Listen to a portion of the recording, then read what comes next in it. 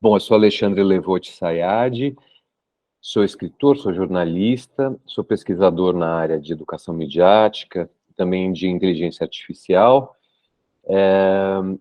Eu coordeno uma organização chamada Zeitgeist, no Brasil, que realiza projetos entre a rede particular, pública, projetos que tangem governo, tangem empresas e também sociedade civil, na área de educação e mídias e cultura também.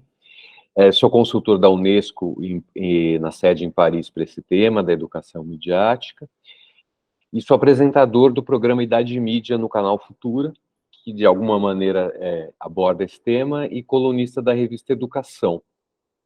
Fora isso, eu tenho uma ação aí fora em pesquisas, um mestrado em inteligência artificial e pensamento crítico pela PUC, uma atuação em conselhos fora dentro do Brasil, entre eles o International Council for Media Literacy, o Educamídia, sou membro desses conselhos, a DCN Global, que é uma rede global de comunicação digital, e a Comunicar, que é uma revista espanhola na área uma revista acadêmica da Universidade de Huelva, na Espanha, sou do Conselho Científico. Alexandre, como é que você chega na educação midiática? Né? Por que essa área acaba te atraindo? E também queria que você falasse um pouco como é que você vê hoje a educação midiática no Brasil. Eu tive uma experiência muito... eu tive, assim, de alguma maneira, eu já senti estudando jornalismo um pouco que talvez o jornalismo puro não fosse algo que tivesse muito a ver com o meu perfil. Embora eu tenha trabalhado somente como jornalista no sentido estrito aí do tema, né, durante algum tempo escrevi, mas sempre cobrindo educação, quer dizer, a educação já estava lá como você, assim, cobrindo o tema, né, mas estou falando do fim dos anos 90 e tal, uma época que essa cobertura estava se qualificando, poucas pessoas ainda lá atuando, né. Eu tive, então, uma experiência que foi muito clara para mim na Inglaterra, quando eu fui fazer uma experiência com a BBC, de que a educação e a comunicação eram campos que tinham muita coisa em comum, assim, e que, de certa maneira, a internet, que naquela época ainda engatinhava, estou falando de 1999, 2000, prometia algo que a gente não sabia o que ia ser, mas que a gente precisava ficar atento, né? Acho que tinha muito a ver com isso.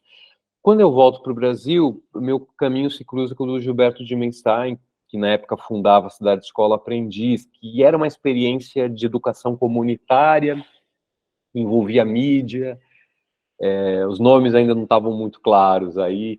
O Ismar estava fundando o Núcleo de Comunicação e Educação na USP, quer dizer, eu acho que foi um momento, a virada dos anos 99 e 2000, que foi propício para eu migrar um pouco para essa área da educação, levando experiências da comunicação.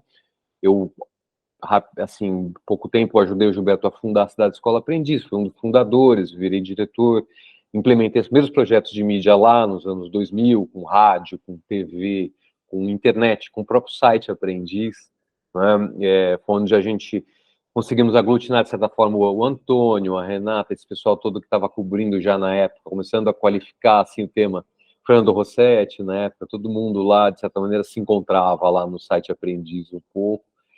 E então vamos dizer que essas duas práticas da educação e da comunicação, horas olhando mais para o jornalismo e olhando mais para a educação, foram se intercalando nos últimos anos para mim, Mariana. E acontece que isso foi ganhando forma, acho que sobretudo depois do Brexit, da primeira eleição Trump nos Estados Unidos, desenvolvimento da internet, soma-se a Covid-19, a gente tem uma situação, uma tempestade perfeita para essa questão da desinformação tomar outras proporções, né?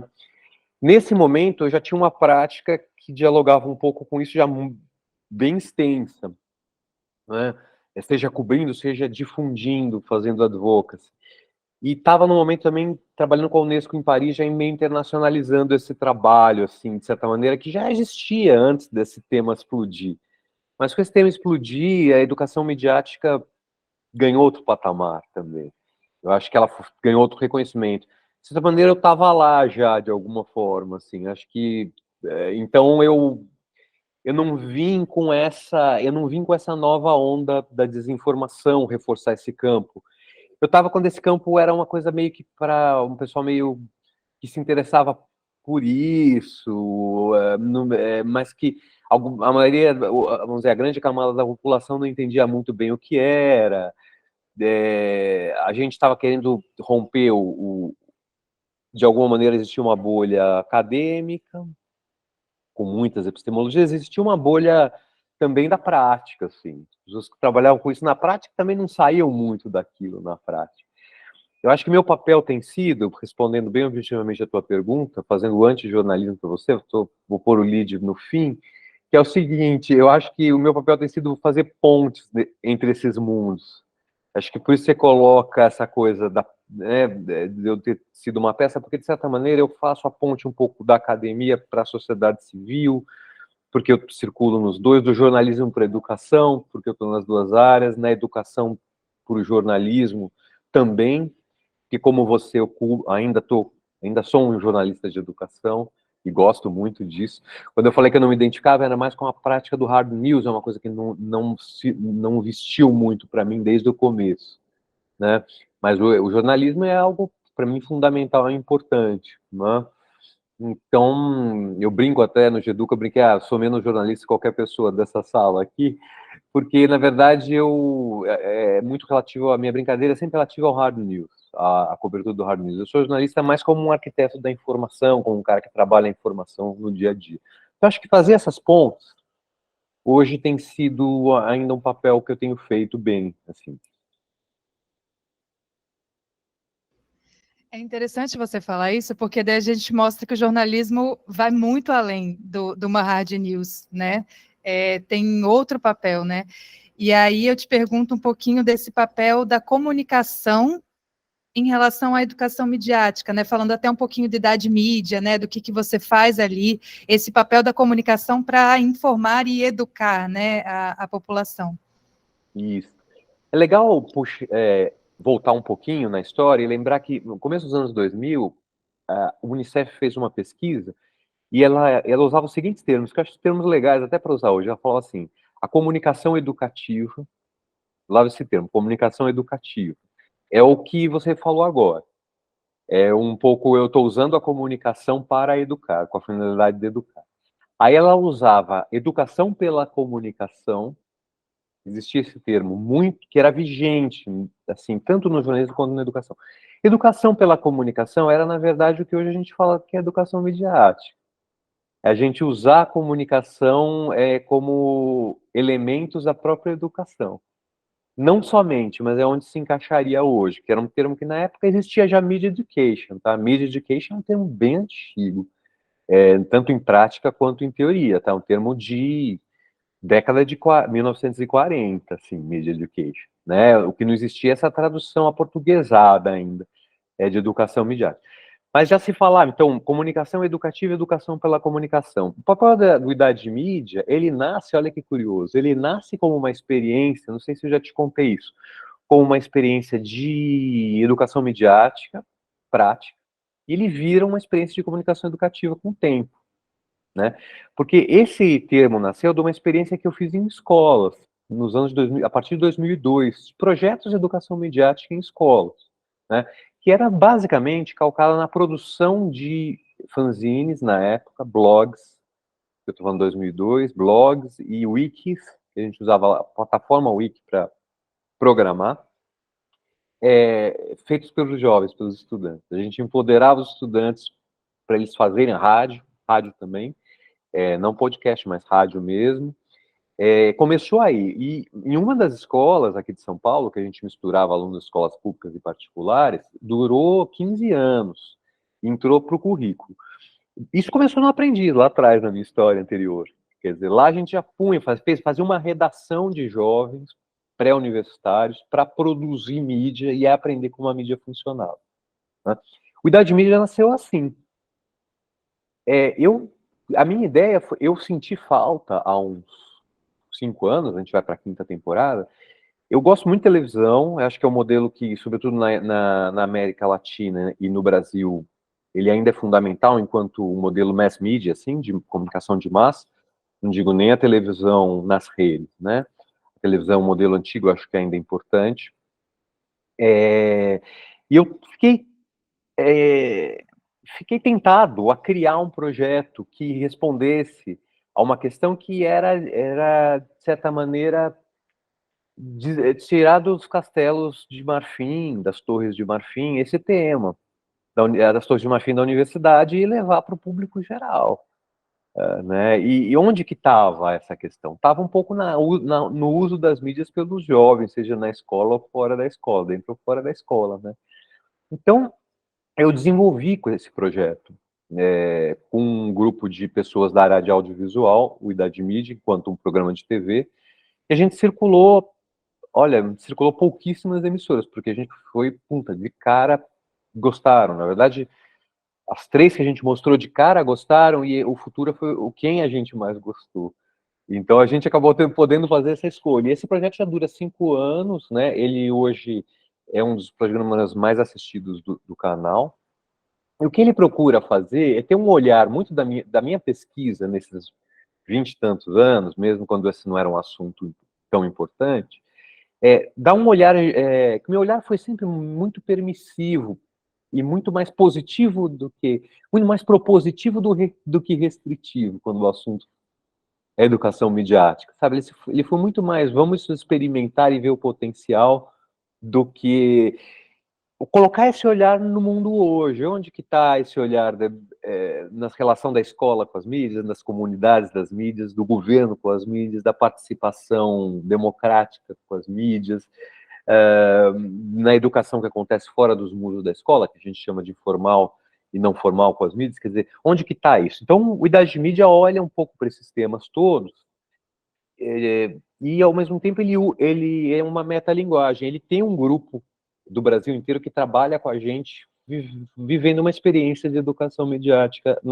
da pré-produção à finalização do programa, que foi ganhando participação, né, quando esse programa foi crescendo. Então, ele começou com uma turma que meio que não, começou com uma turma que só entrava no estúdio para operar, assim, meio câmera, mas hoje em dia é uma turma que tem aula, pré-pauta, participa da discussão, vai localmente gravar, volta, discute, montamos junto e montamos o programa junto. Então, o LabMe, que a gente chama, essa turma, ela foi crescendo dentro do programa, assim, em termos de importância. Então, no fundo, a ideia inicial era fazer uma coisa um pouco como deixa eu pegar um exemplo legal, um pouco o que o Vitrine da TV Cultura foi na década de 90, talvez você não se lembre, porque você é muito jovem, mas assim, o Vitrine era um programa que era um pouco o que o Idade Mídia é para mídia de massa. A Maria Cristina Poli que apresentava, né? É uma espécie de video show menos hypado, assim, mais voltado para a mídia como um todo, menos voltado para a Globo, para o umbigo da TV Cultura, era voltado para a mídia como um todo. A Maria Cristina Poli comandava, depois o Marcelo Taz apresentou depois dela, e programa muito bem sucedido, mas eu achava que faltava isso na TV, assim.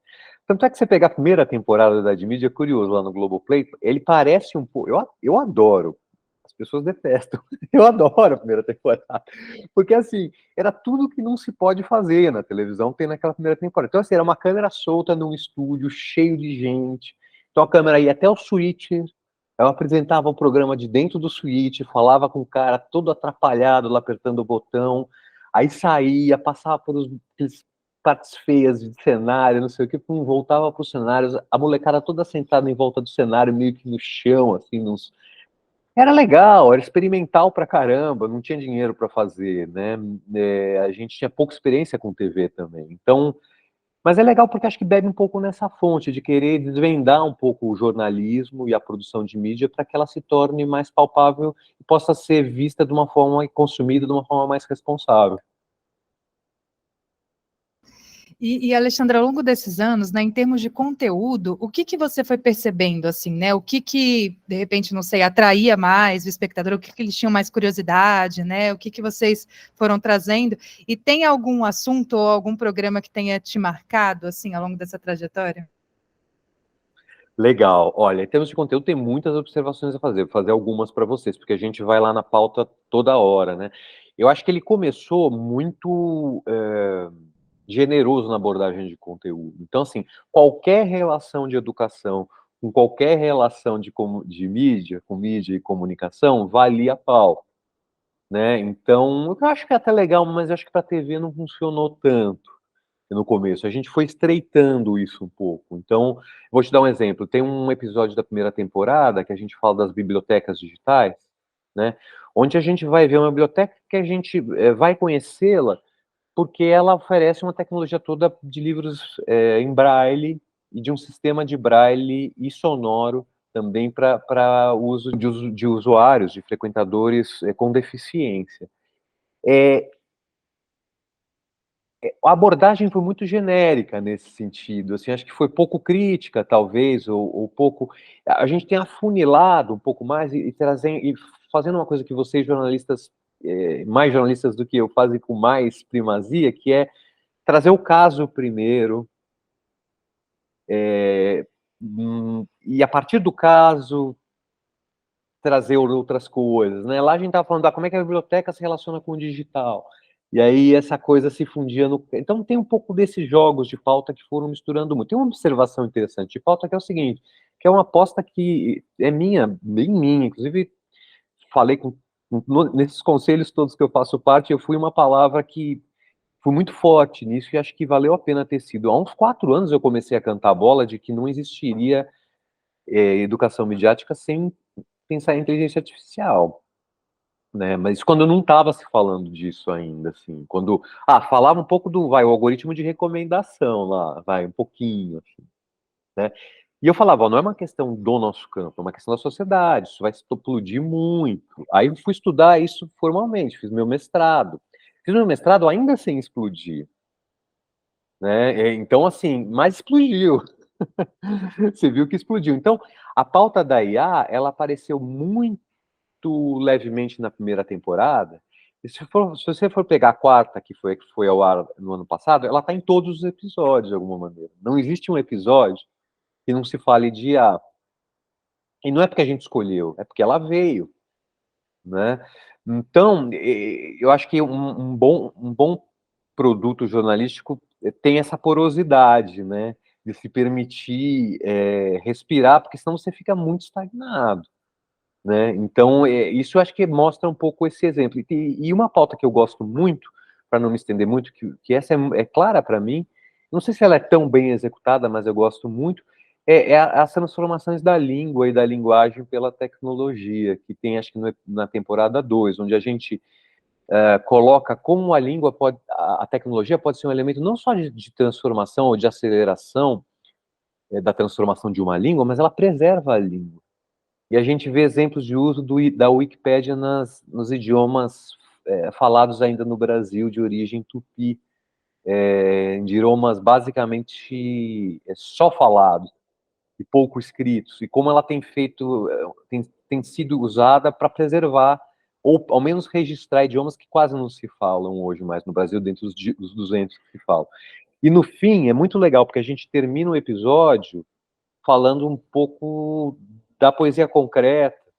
E a minha ideia na época, eu falei até com o Augusto de Campos, mas ele estava já com 90 anos e a gente gravou em plena Covid, ele não conseguiu ir.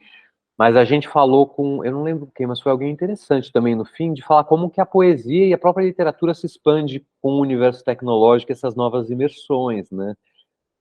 Podemos ver a experiência que o Arnaldo Antunes começou nos anos 90, com a poesia visual, que na verdade começou nos anos 50, com a poesia concreta, mas o Arnaldo Antunes dá uma mergulhada mais tecnológica naquilo e faz a palavra se esticar inteira, né, e o que o Caetano fez com Galáxias, do Haroldo de Campos, aquela canção que ele transformou em um poema concreto, que ele meio que equalizou em notas e tal. Então achei um baita programa, mas de longe não é o programa mais popular. Eu acho que deve ser um dos menos compreendidos, mas é o que eu mais gosto. Ah, injusto. Eu vou até atrás desse programa específico para assistir ele. Achei legal. Mas, Alexandre, puxando até que você falou de IA, né? Queria saber o que você acha agora, né? Que deu esse boom. Quais impactos que você vê da IA, principalmente na comunicação, e aí, consequentemente, virando um desafio aí para a educação midiática? Como é que isso vai entrar nessa parte educativa? Já entrou, né? Já está aí. Como é que você vê a IA e as nossas perspectivas para o futuro? Então, em termos de impactos, os impactos éticos da IA são enormes, né? Eu lancei um livro sobre isso e são muitos, assim, né? Então, primeiro, eu gosto sempre de começar falando que sou um mega entusiasta da IA. A gente tem que olhar com cuidado que a gente olha com qualquer tecnologia, mas ela explicita uma coisa que outras foram menos eficientes em deixar claro para a gente, que a tecnologia nunca é neutra, né? Ela jamais é neutra. A IA deixa isso muito claro, né? Que nenhuma tecnologia é neutra, ela vem enviesada de quem a produz, né?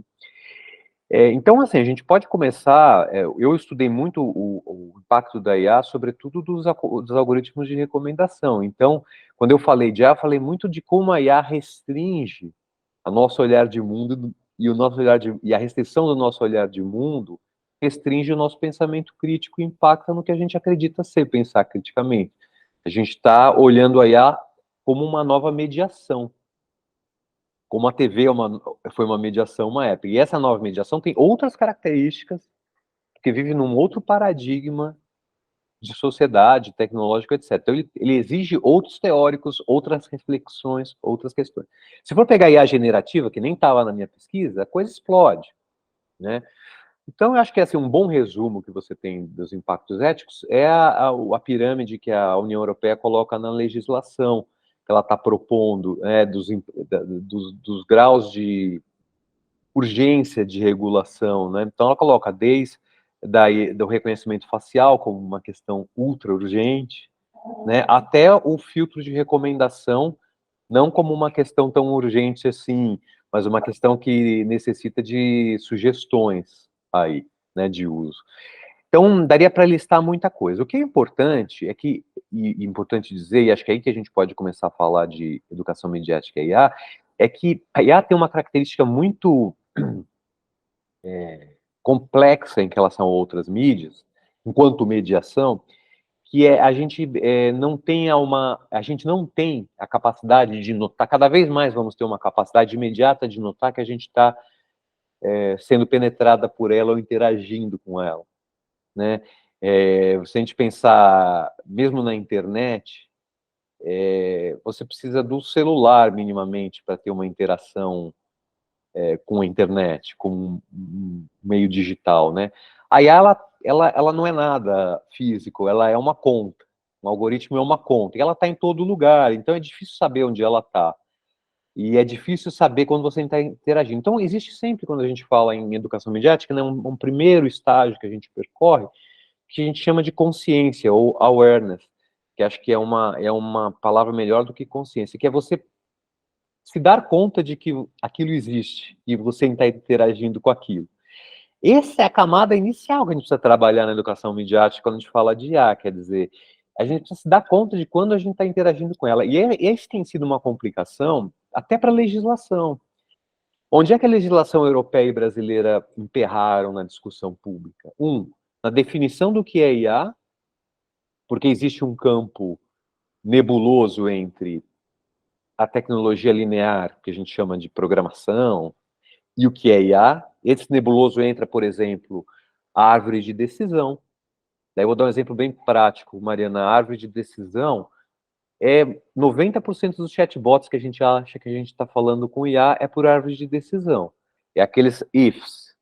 If isso vai para aquilo. If aquilo vai para aquilo. A árvore de decisão, para muitos, não é IA ainda. E outros tratam como IA. Porque não é deep learning ainda, não é aprendizagem profunda, não é rede neural ainda, é um outro tipo de tecnologia por trás. 90% dos chatbots são esses. Os chatbots mais sofisticados, como Magazine Luiza, outros que a gente usa, aí sim vai usar IA, usa IA emocional, alguns campos mais sofisticados do aprendizagem de máquina. Então, definir o que é e saber onde ela está é muito importante até para os legisladores e para os adultos. Então, você imagina para as crianças, né? E a segunda questão é saber como ela funciona, que faz parte, para mim, dentro desse campo. Quer dizer, é tirar ela desse ambiente mágico que ela mora hoje. Que a IA tem sido muito ligada a uma questão um pouco mágica e mística, de que ela tem tomado vida, e de um outro lado ela tem sido ligada à questão da ficção científica, que nos alimenta com histórias maravilhosas, sempre nos alimentou, mas que são distantes do que é a realidade da IA. Né? A IA é um modelo estatístico de probabilidade matemática, é isso que a IA é. Ela não passa disso, e isso se desdobra numa série de coisas, mas ela não passa disso. Né?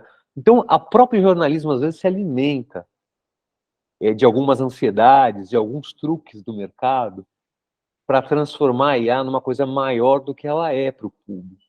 Né? Então, awareness, saber como funciona, o terceiro passo é saber onde ela está impactando a nossa vida. Né? No caso das crianças e adolescentes, tem todos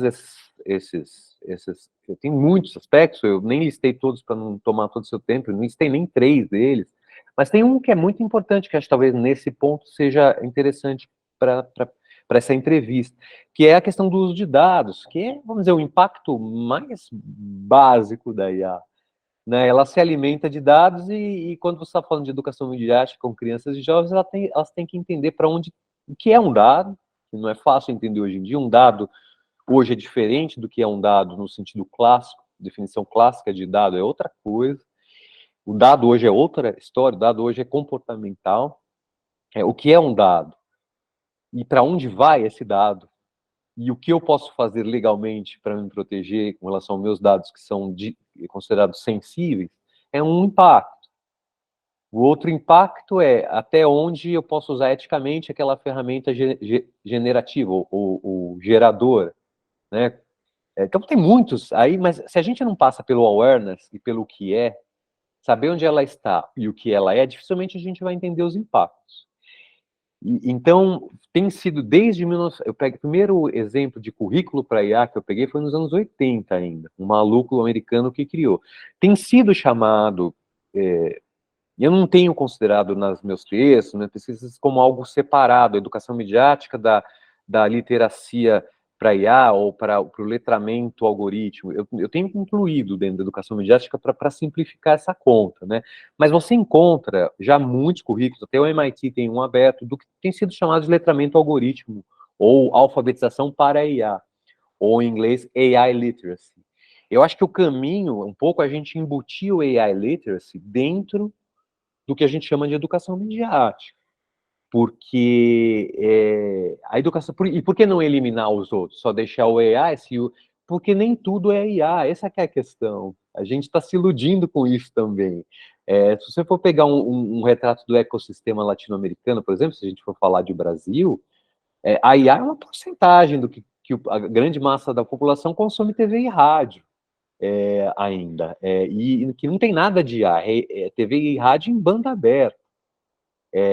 Então, assim, que é um outro tipo de pensamento para isso. Então, acoplar o letramento algorítmico dentro da educação midiática é um pouco entender que a gente tem um ecossistema heterogêneo, múltiplo, aí na nossa frente de comunicação. Né? E, Alexandre, para você, qual que é o papel do jornalista e do jornalismo nesse cenário, né?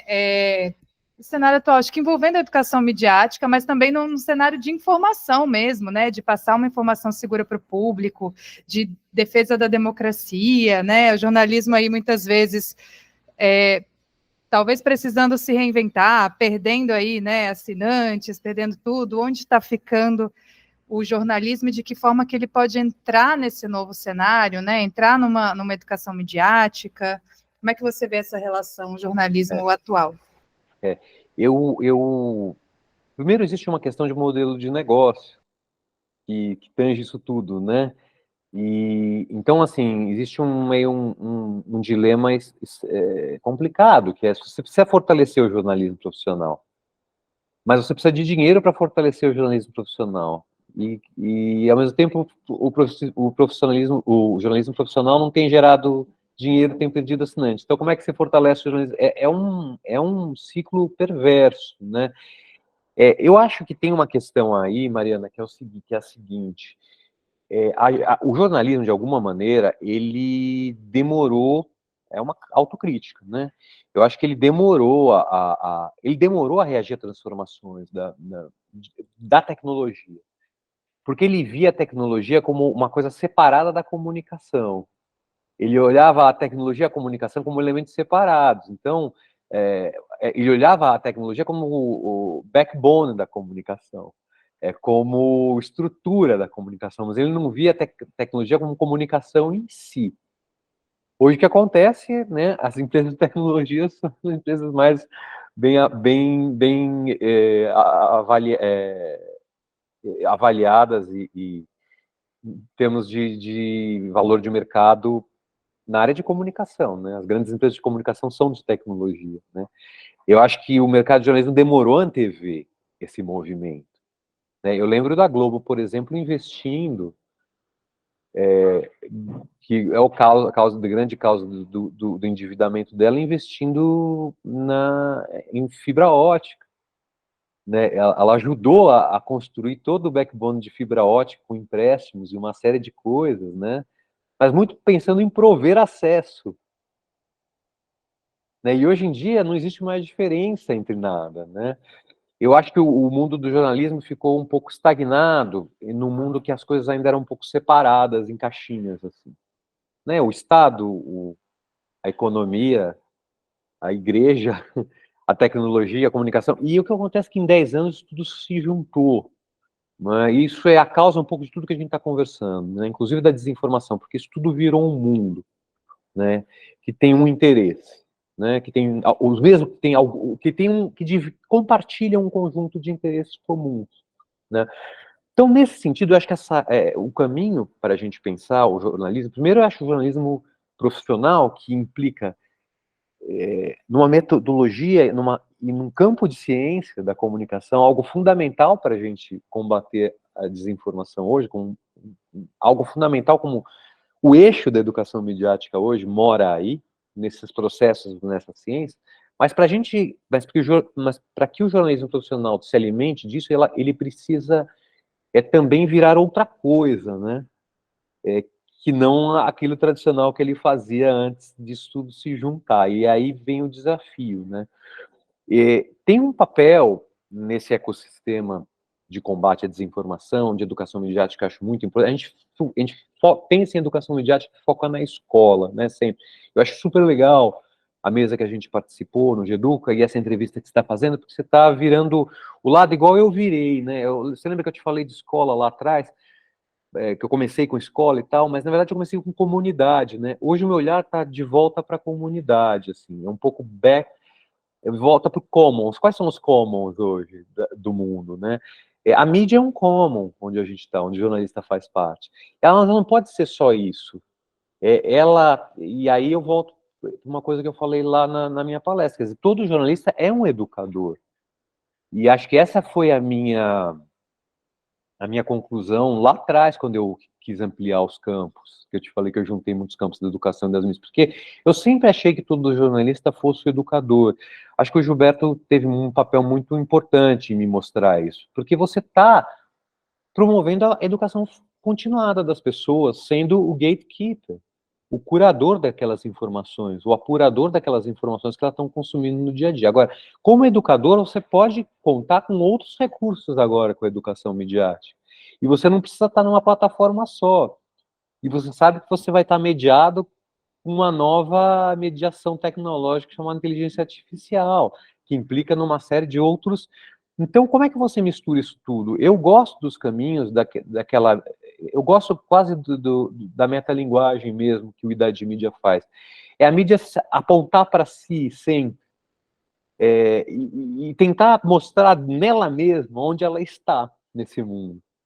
Eu acho que o papel você pode falar, o ombudsman, que olha sempre para o veículo, não é só o papel do ombudsman, ele é um papel quase... O New York Times acho que talvez faça melhor isso, em dizer, olha, isso aqui é uma coluna, e eu estou dando uma opinião. Isso já, sabe, isso aqui é uma coluna, essa é uma opinião minha, e muitas vezes você vai ler opiniões que não estão tão separadas assim de texto. Atente-se a isso. No texto, quer dizer, eu falar, esta aqui é uma reportagem, ela teve como objetivo olhar essas fontes, ler estas fontes e observar um fato sobre diversos ângulos, sem necessariamente ter uma opinião explícita do repórter ou de quem juntou essas informações, que é quem juntou, curou e conectou essas informações, né? Então, e aí isso tudo vai se perpetuando nas diversas linguagens, como o próprio TikTok, né? Eu acho que o melhor antídoto para o TikTok é o próprio TikTok, assim, eu costumo brincar, porque eu acho que você consegue gerar um microconteúdo que pode ser crítico a você mesmo, né? Eu não acreditava muito, mas sabe que o Futura teve uma experiência com o TikTok muito bem sucedida, né? Acho que foi um dos primeiros canais que usou o TikTok para informar, com microaprendizagem, né? E quando a gente lançava as temporadas anteriores do Idade Mídia,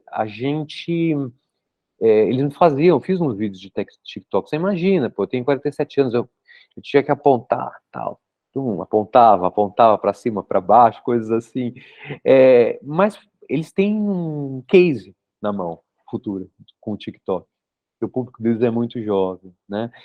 Eu acho que o que o New York Times fez com o digital, com o modelo digital, é um outro exemplo.